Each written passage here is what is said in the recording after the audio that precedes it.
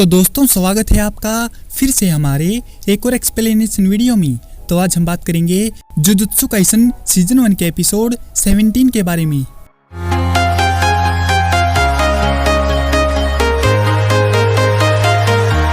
Episode की शुरुआत में हम देखते हैं कि कासुमी को याद है कि जब वे गुडविल इवेंट के लिए ट्रेनिंग ले रहे थे तब उसने माई से उसकी बहन माकी के बारे में पूछा था। माई ने कासुमी को विश्वास दिलाया था कि माकी कमजोर है और बिना चश्मे के वह शापित शक्तियों को नहीं देख सकती। माई को तो विश्वास ही नहीं है कि माकी अभी तक जुजुत्सु में कैसे टिकी हुई है। यह सुनकर कासुमी को थोड़ी राहत मिलती है।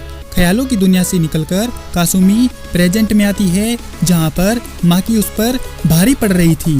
कासुमी को रियलाइज होता है कि ये चौथे दर्जे पर कैसे है। ये दूसरे दर्जे के जादूगर को आसानी से धूल चटा सकती है। माई के अटैक का जवाब देने के लिए मजबूर होकर माकी के पास आते ही कासुमी अपना नॉर्मल डोमेन रोशन छलावा तैयार करती है, लेकिन माकी उसकी तलवारबाजी तकनीक को समझती है और अपने ही शापित भाले को आधा तोड़ देती है और कासुमी का ध्यान बटाने के लिए अपने भाले को उसकी तरफ फेंक देती है।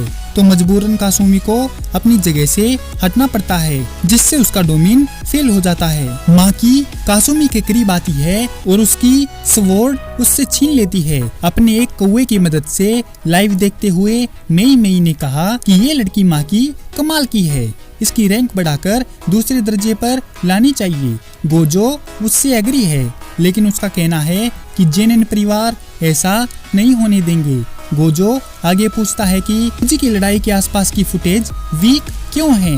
मेई ने बताया कि जानवर शरारती होते हैं और वह यूजी को नहीं देख रही है। गोजो पूछता है कि मेई तुम किसकी तरफ हो, और वह जवाब देती है कि वह सिर्फ और सिर्फ पैसे की तरफ है। क्योटो प्लान के बावजूद गोजो सोचता है कि तुम लोग कुछ भी कर लो, लेकिन अब यूजी को मारना आसान नहीं होगा। इस बीच नोबारा मोमो को पकड़ने में फेल होती है क्योंकि वह अपनी झाड़ू पर हवा में घूमती है। नोबारा पर मोमो अपनी शापित शक्ति से भरी हवा का अटैक करती है और फिर उड़ती हुई झाड़ू से उसके चेहरे पर वार करती है। वापस से हवा में जाने के बाद मोमो बताती है कि खूबसूरती के साथ साथ एक लड़की को ताकतवर भी होना पड़ता है, नहीं तो उसकी कोई कदर नहीं होती।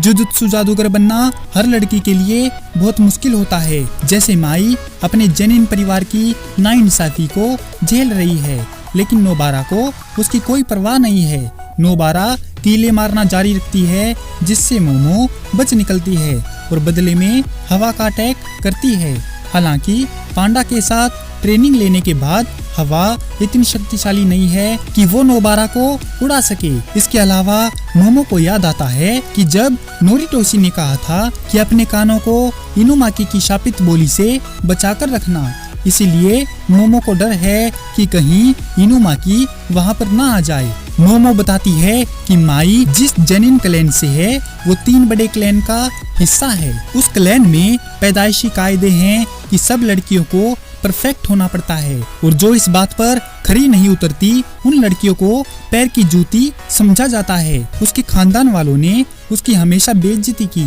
और उसे कभी प्यार नहीं मिला, लेकिन तुम जैसे लोग इस बात को नहीं समझ सकते क्योंकि तुम लोग शापित शक्तियों को अपना दोस्त समझते हो। नाराज होकर नोबारा ने मोमो को चुप करा दिया। नोबारा बोली कि बदकिस्मती से सब कुछ हमारे मन का नहीं होता। माकी की परवरिश माई की तरह ही हुई, लेकिन वे एक जैसे नहीं हैं। मुझे माई से नफरत है जबकि माकी से प्यार।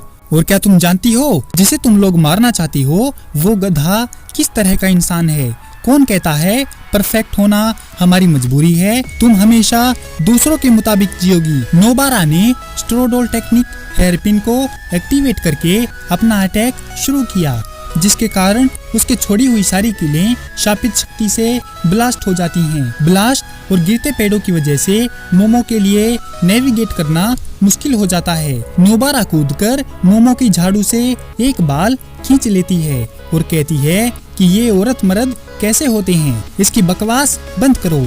मैं रेडी होती हूँ तो मुझे अच्छा लगता है और मैं सुंदर दिखती हूँ। स्ट्रोडोल टेक्निक रेजोनेंस का इस्तेमाल करते हुए नोबारा ने मोमो की झाड़ू के बाल से उसके उड़न खटोले को कंट्रोल करके नीचे गिरा दिया, जिससे वह घायल हो गई। अपने चरमराते हथौड़े का इस्तेमाल करते हुए नोबारा मोमो पर तगड़ा अटैक करती है, लेकिन तभी उसकी कनपटी में दूर बैठी माई ने एक शापित शक्ति से भरी रबड़ की गोली मार दी, जिससे वह तुरंत बेहोश हो जाती है। माई ने मोमो को फोन करके बताया कि मेचामारू को हो सकता है इवेंट से हटा दिया है। जैसे ही उनकी फोन पर बात खत्म होती है, माकी पेड़ों में माई से लड़ने आती है। वह माई को बैकअप हेल्प के लिए कॉल करने का सजेशन देती है, जिस पर माई बोली, तुम्हारे लिए मैं अकेली ही काफी हूँ। माकी नोबारा और यूजी को याद करती है जब वह दोनों उसकी ताकत के बारे में बात कर रहे थे कि उन्हें माकी का आत्मसम्मान उसके परिवार में वापस दिलाना है, जिसके लिए उन्हें गुडविल इवेंट जीतना जरूरी है। उनकी बातों को याद करके माकी मुस्कुराती है, लेकिन माई को देखकर गुस्सा हो जाती है और माकी पर गन फायर कर देती है, जिसको माकी आसानी से काट देती है और माई को एक जबरदस्त किक मारती है। माई जेनिन परिवार की बड़ी लड़की की शापित तकनीकों का इस्तेमाल करने को लेकर उसकी डिसेबिलिटी के बारे में बात करते हुए दो लोगों को याद करती है। माई शाप देख सकती थी और उनसे डरती थी, लेकिन माकी कभी उनसे नहीं डरती थी और हमेशा सीधे अपने फ्यूचर के लिए आगे बढ़ती थी। माई से यह कहने के बावजूद कि वह उसे पीछे नहीं छोड़ेगी, उसने अपना क्लैन छोड़ दिया और अब वह केवल क्लैन की मुखिया बनने के लिए वापस लौटी है। उनकी लड़ाई जारी है और माई की रिवॉल्वर की 6 की 6 गोलियां यूज करवा देती है। अब माकी को लगा कि ये उसका मौका है और वह अटैक करने वाली होती है कि माई एक और गोली चला देती है।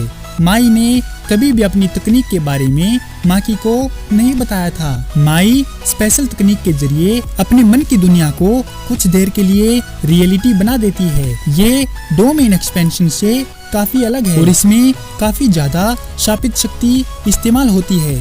माई एक दिन में एक ही गोली बना सकती है, इसीलिए वह रिवॉल्वर रखती है ताकि दुश्मन को लगे कि उसकी गोलियां खत्म हो गई हैं। तेज रफ्तार से आई हुई गोली को माकी अपनी हाथों से पकड़ लेती है। माई जानती है कि माकी में शापित शक्ति बहुत कम या बिल्कुल नहीं थी, इसीलिए वह एक्स्ट्रा ऑर्डिनरी फिजिकल पावर के साथ पैदा हुई थी, लेकिन जेनिन परिवार में इसे कभी एक्सेप्ट ही नहीं किया गया। माई माकी से पूछती है कि वह क्लैन से क्यों चली गई, तो वह कहती है कि अगर वह ऐसा नहीं करती तो उसे खुद से नफरत हो जाती, इसीलिए उसे क्लैन छोड़ना पड़ा। वह माफी मांगती है, लेकिन पास्ट में माकी ने अपनी बहन को कभी पीछे नहीं छोड़ने का वादा किया था। माकी के वहां से चले जाने के बाद माई सोचती है कि उसकी बहन झूठी है और उससे नफरत करती है। जुजु स्ट्रोल में हम देखते हैं कि रात के 1 बजे मीवा को भूख लगी है और वह खाना ढूंढती हुई मोमो और माई के पास जाती है, जो फ्रिज से उसका खाना चुराकर खा रही थी, जिस पर मीवा गुस्सा हो जाती है। तो मोमो उसको कप नूडल बनाने की रेसिपी बताकर उसको नूडल खिलाती है, जिसको खाकर मीवा खुश हो जाती है। इसी के साथ यह एपिसोड यहीं पर खत्म हो जाता है। तो दोस्तों, कैसे लगी आपको जुजुत्सु काइसन सीजन 1 के एपिसोड 17 की ये एक्सप्लेनेशन वीडियो? अगर आपको यह वीडियो पसंद आई हो तो इस वीडियो को लाइक और हमारे चैनल को सब्सक्राइब जरूर करें। आपका हमारी वीडियो देखने के लिए बहुत बहुत धन्यवाद और शुक्रिया।